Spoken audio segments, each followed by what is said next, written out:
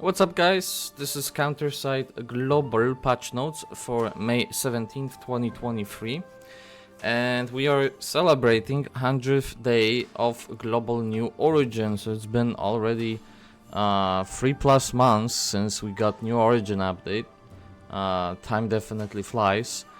So because of the celebration, we're getting 5k Ethereum, 10 blue binaries and 5 gold binaries every single day for a week after the maintenance, so that's very nice.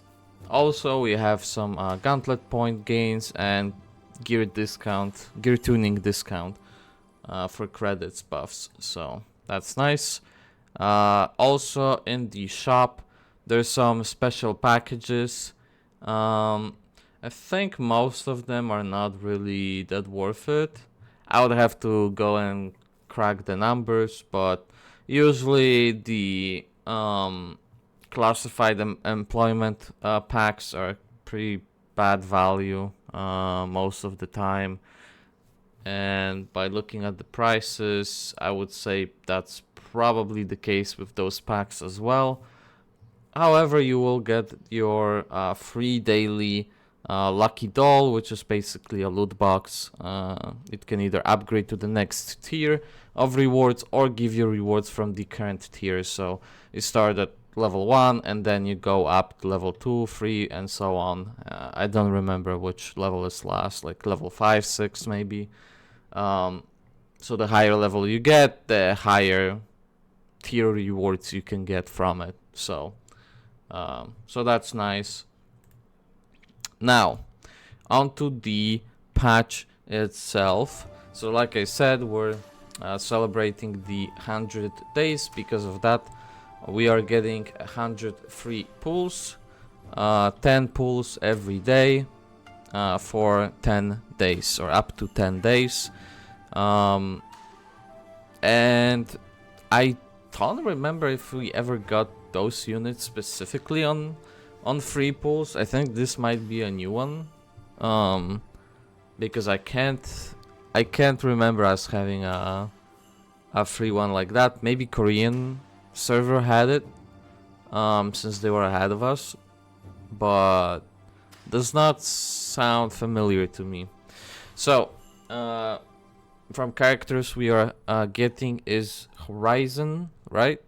We are getting Dorothy, we're getting Carmen, we're getting Carlotta, and we're getting Rafaela. So, okay picks overall. I think I still prefer the more beginner stuff more, especially because Chinatsu got, or will get her rearm probably soon. What else? Chifuyu is a really good imprint unit, right? Gaion will be a great imprint unit because she will have her rearm soon. So it's like, the older one kind of was nice, but hey, here I would say the only value units here is pretty much just Horizon, to be honest, unless you care about PvP. Then Rafaela is also decent, but my Rafaela is maxed out because we got the news about Origin update when she was given out on Battle Pass. So if people didn't rush the Battle Pass and were smart about it, they could have saved 6 copies and got her imprinted fully, and that's exactly what I did. So she has literally 0 value to me if I get her from the pools. The rest units, I mean, Carlotta is fine, waifu, so I can get her imprinted. Doesn't matter too much for the account power in any way. Carmen pretty much will be replaced by Chinatsu, so it doesn't really matter either, to be honest.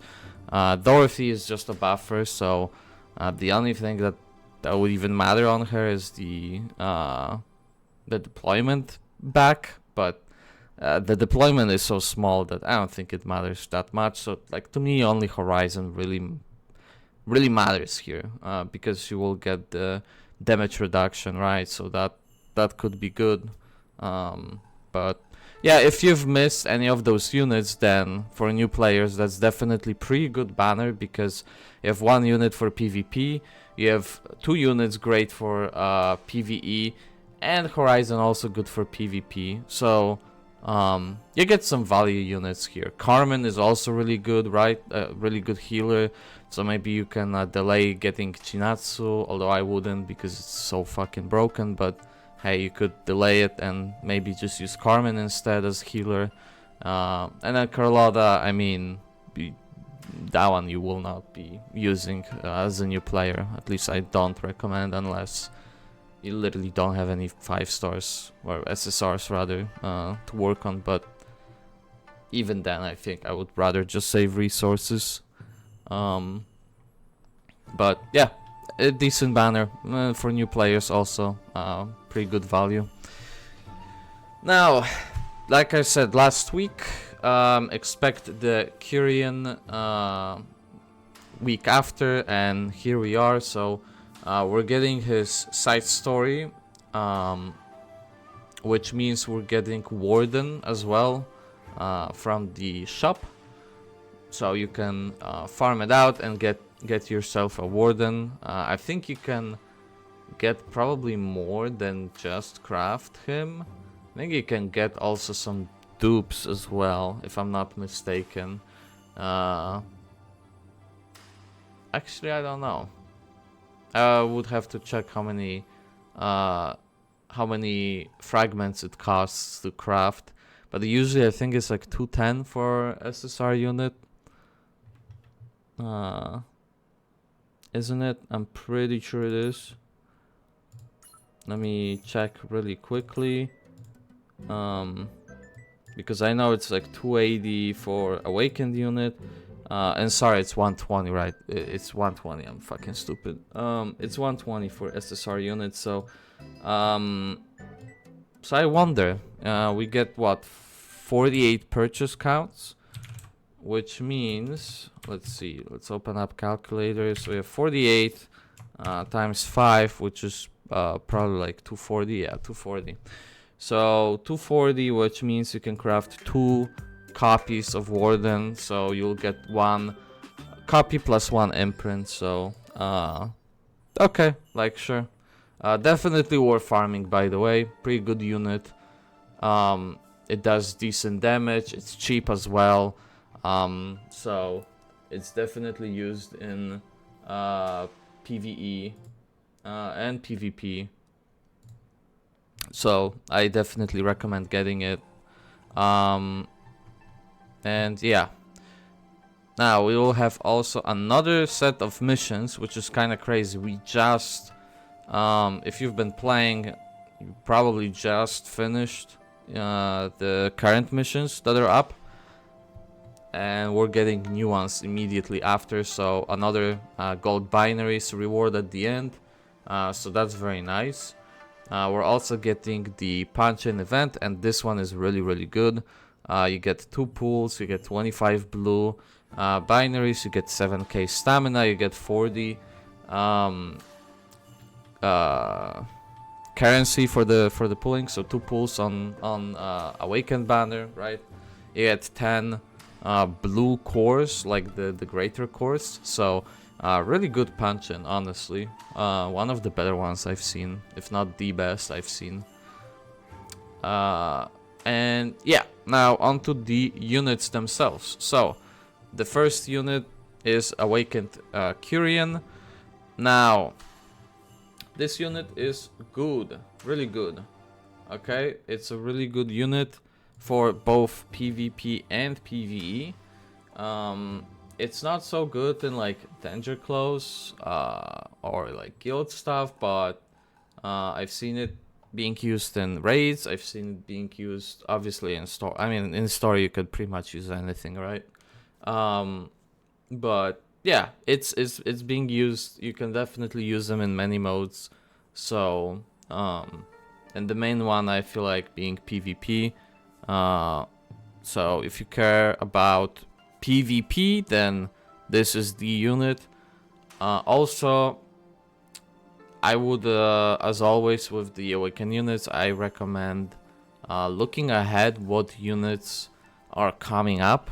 You can go check that on pridwin.gg, or maybe there are like some other websites, but you can go and check out like what Awaken units are coming, because they will be out soon and like within few months. So up to you if you want to pull him now, because there will be other units coming, and if you want those units and they are really strong, then you should start saving now.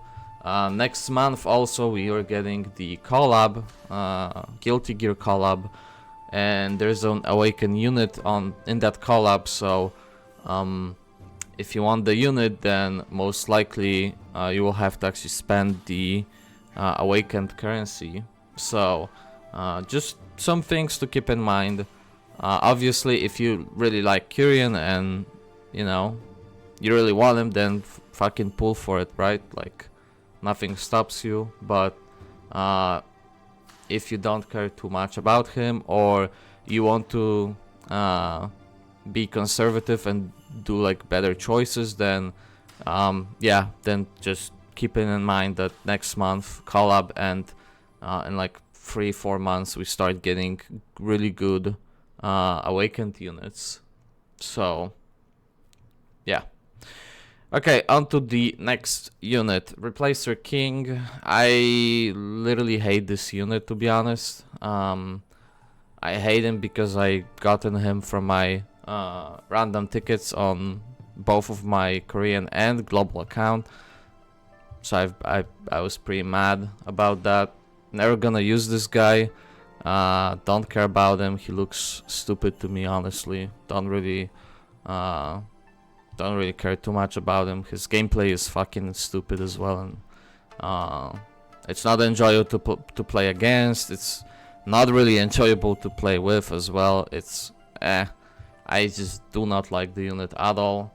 But with that being said, he definitely is a decent unit. Is definitely a very, very strong PvP unit whenever he's not banned, because of his stupid fucking strategy of just buying time, and then he AoE starts hitting across the map with his AoE bullshit that hits your ship, and like basically the whole strat is so enemy delays you, and when Awakened King gets his shit going, he starts doing the damage to your ship and then just kills ship, because you cannot kill the enemy units fast enough. It's very dumb strategy. I wish they fucking fixed this unit, changed it, or did something, because I don't know, like to me that strategy is just so stupid. But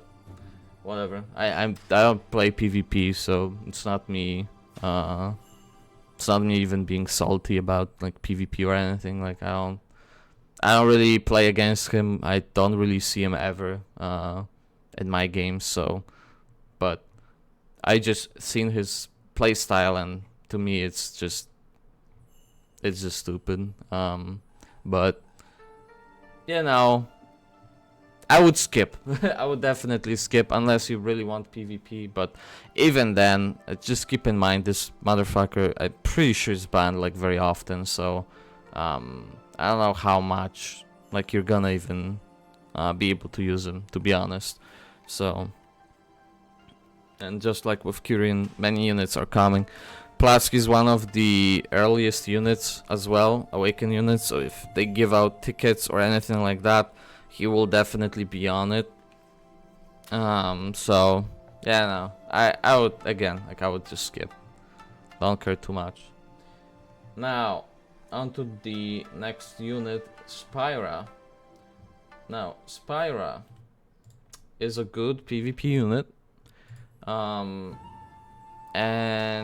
I did use her in PvE actually as well, but only in one place, which was dive 50, to buy time against I'm blanking on the boss, against the boss. And yeah, that was the only place I really used her. I kind of like her as a unit, just yeah, she's just not like super strong. She's there to just tank and buy time. Like that's her job, and she does it decently.